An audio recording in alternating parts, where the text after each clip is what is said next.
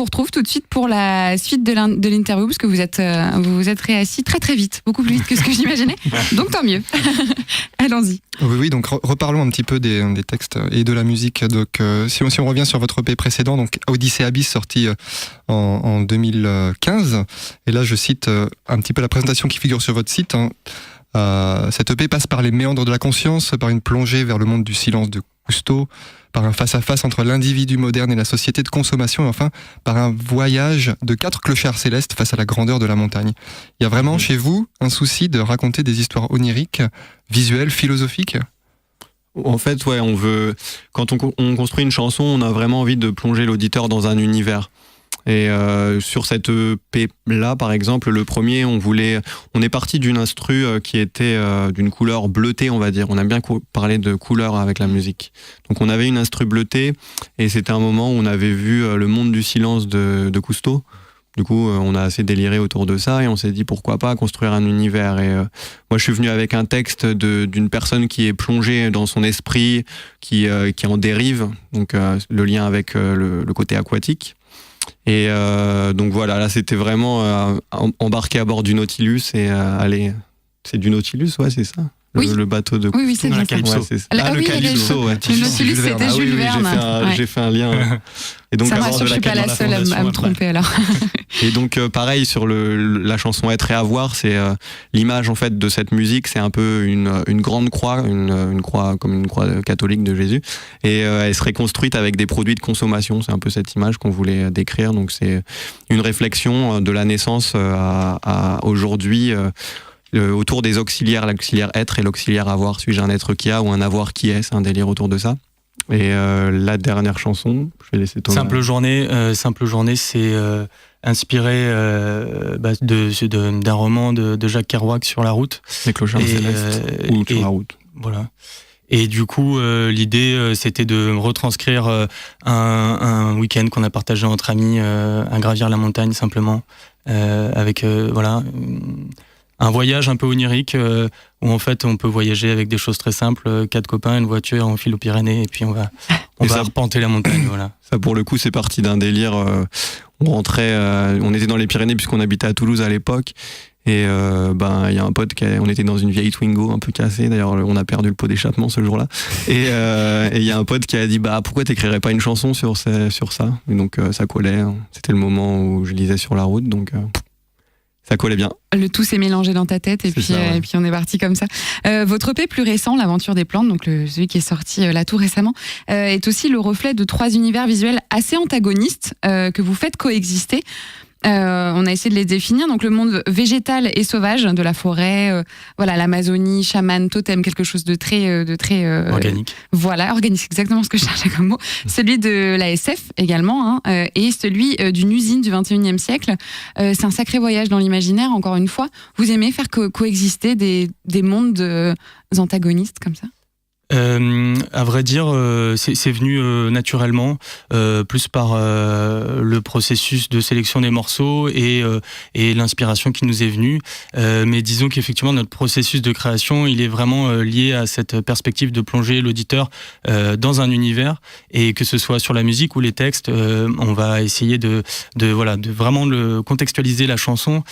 Par exemple, tu parlais d'une usine du 21e siècle, c'est la chanson Engrenage qui remet en question le travail dans notre société actuellement, et il y a un super taf qui a été fait par un consortium de différentes usines de vieilles machines d'Europe de l'Est qui ont décidé, qui se sont rendus compte qu'au XXIe siècle, les machines qu'on utilisait pendant la période industrielle allaient disparaître et qu'on allait perdre ces sons.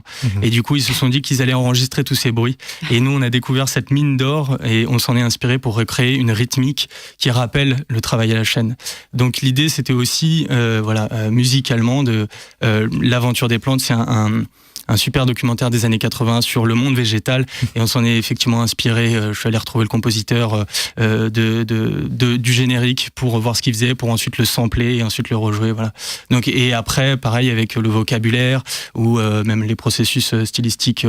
On essaye de vraiment contextualiser la chose, et c'est comme ça que c'est venu. Voilà. Et en fait, il y a toujours cette histoire de couleur, quoi. L'Aventure des plantes qui est d'une couleur verte, Engrenage qui est d'une couleur rouille, quoi, cette vieille usine.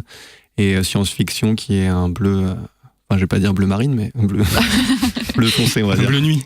Bleu marine est une couleur qui existe, c'est pas grave. On a le droit quand même de l'utiliser. On a le droit de l'utiliser, au contraire, c'est mieux.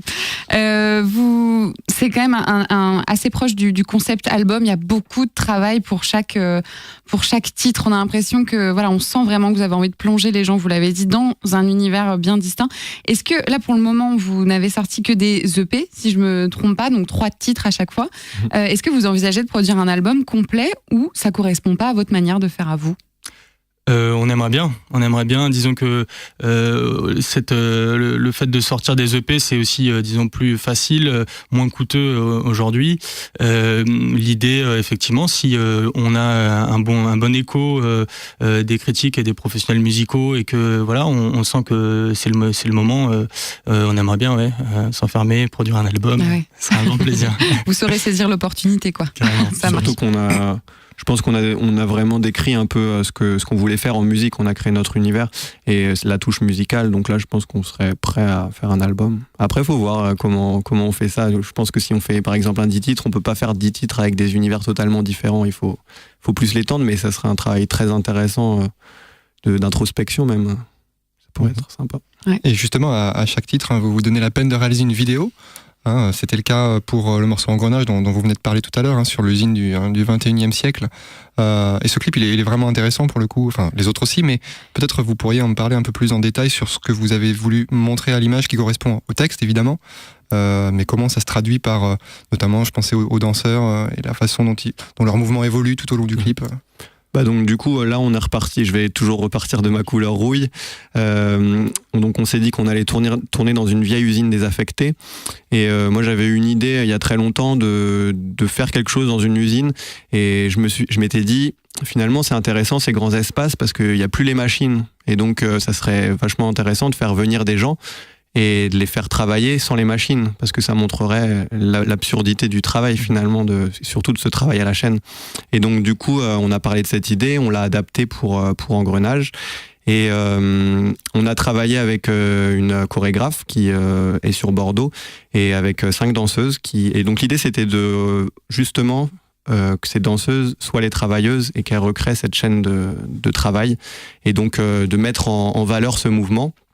Et en fait, comme le processus pendant la chanson, c'est d'abord le côté très mécanique et petit à petit, ça se libère. C'est le fait de prendre, en fait, de s'émanciper. S'émanciper, pas s'enfermer dans le travail. Et donc, du coup, on voit ces danseuses qui, petit à petit, sortent de ce monde du travail et elles ont des mouvements un petit peu plus organiques, etc. Il y a un moment où il y en a une qui est plus réfrénée par les autres parce que c'est cette pression sociale qu'on peut avoir. Et finalement, elles finissent tous par bouger. Et bon, je dirais pas la fin, mais... Toute une narration qui passe aussi à travers la danse. Donc. Ouais, c'est ça. Un autre clip va sortir tout bientôt, dans 10 jours, je crois, c'est ça ? Oui, tout à fait. J'ai pas spoilé quoi que ce soit, c'est bon. Celui de l'aventure des plantes, donc, qu'on écoutera tout à l'heure. Vous allez également commencer à tourner celui de science-fiction. Tout à fait. Est-ce que vous pouvez nous en dire quelques mots ? Alors l'aventure des plantes, on est très heureux de le sortir dans une dizaine de jours. C'est un clip, disons moins storytelling, mais plus rap et évolution de nos 2 personnages dans différents univers. Et on a eu la chance de pouvoir clipper au Jardin des Plantes de Nantes. Donc un gros big up à Romaric Perrochot qui nous a filé les clés pendant 24 heures. Et on s'est retrouvés là, notamment une nuit dans les serres arboricoles du Jardin des Plantes. C'est pas vrai, ça c'est génial. Avec des brumisateurs qui toutes les demi-heures brumisaient pour avoir une atmosphère particulière, des grenouilles arboricoles de 2 cm. Enfin, c'était assez magique. Donc on est très très content de sortir ce clip sans spoiler les autres lieux un peu énigmatiques à l'image. Mmh. Vous faites envie à tous les Nantais. En tout cas, moi, être enfermé dans le Jardin des Plantes de nuit, ça me fait rêver. C'est sûr. C'est important, voire indispensable pour vous d'associer donc le médium du texte et de la musique avec la vidéo, puisque manifestement vous faites ça pour chaque titre. Ça fait partie d'une démarche artistique globale ou c'est un impératif de la diffusion de la musique sur le net maintenant ? On va dire que pour cette EP, ça c'était cohérent d'adapter chacun des titres puisqu'ils avaient vraiment un univers très présent. Après, il faut pas se leurrer, la musique aujourd'hui, ça passe par le clip, c'est la manière de se faire connaître.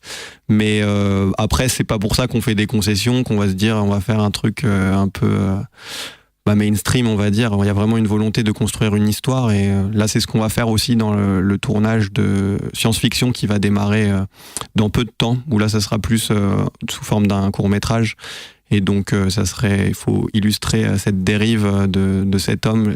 Pour le clip, et la chanson se passe dans le cosmos, et donc on n'a pas les moyens d'aller démarcher la NASA pour aller dans l'espace. Donc on va adapter ça. Manquer d'ambition un peu. Hein. Si la NASA nous entend, on est preneur. Après, c'est surtout, même si c'est très dur sur le moment parce que ça demande beaucoup d'organisation et d'efforts, ça reste surtout une belle réalisation et une satisfaction personnelle qui est incomparable. Voilà. On est pressé de voir ça. En tout cas, moi, je suis pressée de voir ça. C'est déjà l'heure de se quitter. On vous remercie beaucoup. Évidemment, on va vous entendre pour un dernier titre, mais merci beaucoup d'être passé dans les studios de Scène. Merci à vous. Merci d'être venu. Merci de votre invitation.